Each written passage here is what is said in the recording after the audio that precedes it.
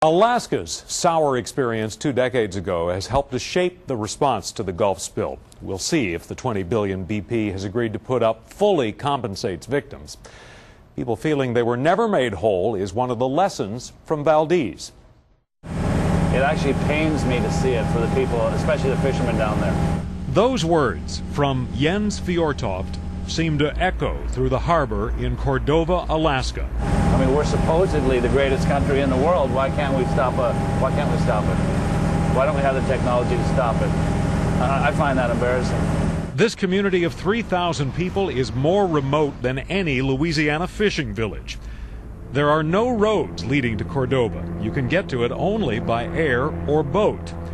People there feel a kinship with the commercial fishermen of the Gulf Coast. Honestly, what I feel is immense sadness. Because Sylvia Lange, the owner of the reluctant Fisherman Hotel, describes the Gulf spill as a kick in the gut. After 20-some years of what we went through, to think that what we went through was for naught in some respects. All of our coast is not protected. Community activist Patience Anderson Faulkner, who lived through the Exxon days, recently visited the Gulf Coast. I've talked to folks, and they were excited that I was going to Louisiana. And I've mentioned, I said, well, you know, we need to talk to folks. And they said, Patience, you talk for us. We can't talk. I don't want to talk about it. Cordova is the Venice or the Shell Beach of the Exxon Valdez incident. The irony is that they got not a drop of oil here. But nowhere is the impact felt more strongly than in Cordova, 21 years later.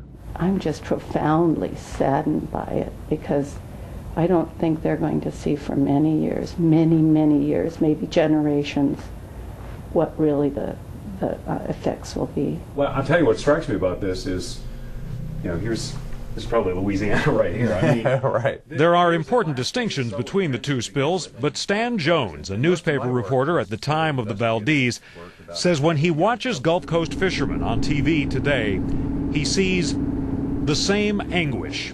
That's my reaction. I know this guy. I heard him talking 21 years ago and hope I don't have to listen to it again in another 21 years. And prepare yourself for a very long battle. Fisherman Mike Weber, a Native American, carved a ridicule pole, a totem pole on display at Cordova's Ilanka Cultural Center. The ridicule pole is to shame a person or persons, generally a rich person or a wealthy person that has an unpaid debt. So he has the CEO of Exxon at the time upside down with his eyes being dollar signs because he can't see. Museum director LaRue Barnes explains the other features. The lost herring population.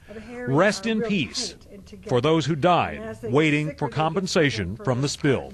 The money and the law won out over the earth and the native people. A federal court awarded Alaska's victims $5 billion in damages.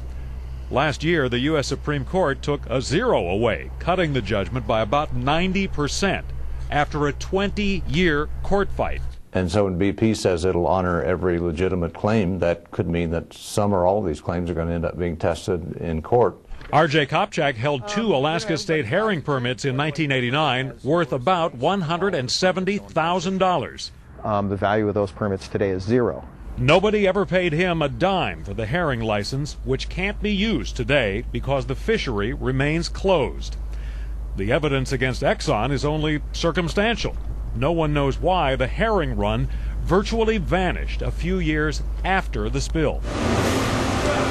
Workers in Cordova's canneries got $900. I was looking the other day for a guy. We got a big check, and I know we haven't paid him before. 6 cents. That's all he's getting. 6 cents. You got a check made out to somebody for 6 cents. What did he do? Well, I haven't found him yet. The people of Cordova see the Gulf oil spill through the prism of their own experience. It has left many of them bitter. And the biggest thing they want to tell everybody in Louisiana is they're lying to you. BP is lying. They're lying through their teeth. You're going to get a pittance based on your dollar loss. I mean, that's what they mean when they say we're going to pay every fair claim.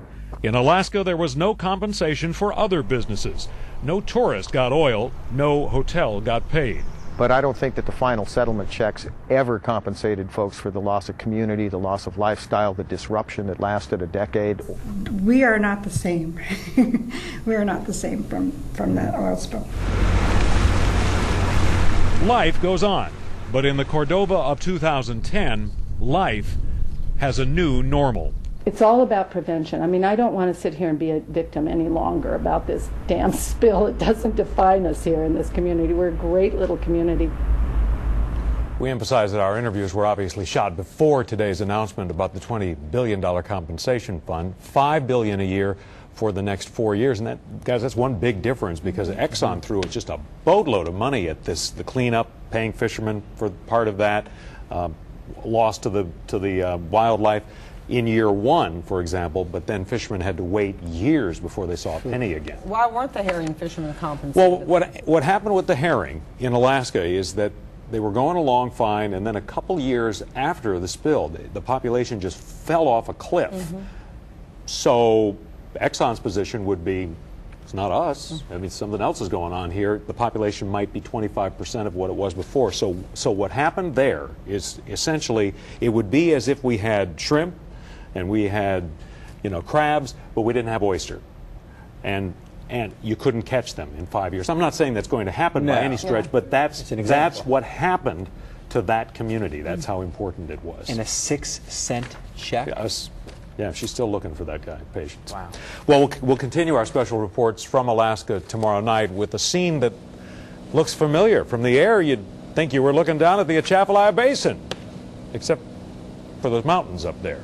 Some activists worry that the Trans-Alaska Pipeline poses hazards that have not gotten a lot of attention. We projected that oil would flow downstream about 23 river miles in 6 hours. And the reason we chose that time interval is that Alyeska said it could begin cleanup at the spill site in 6 hours. So they're cleaning up. So in 6 hours, it's 23 miles It's away. 23 miles downstream.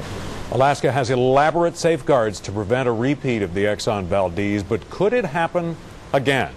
That part of the story in Northern Exposure, Lessons from Valdez, tomorrow night on Fox 8 News at 9 and 10.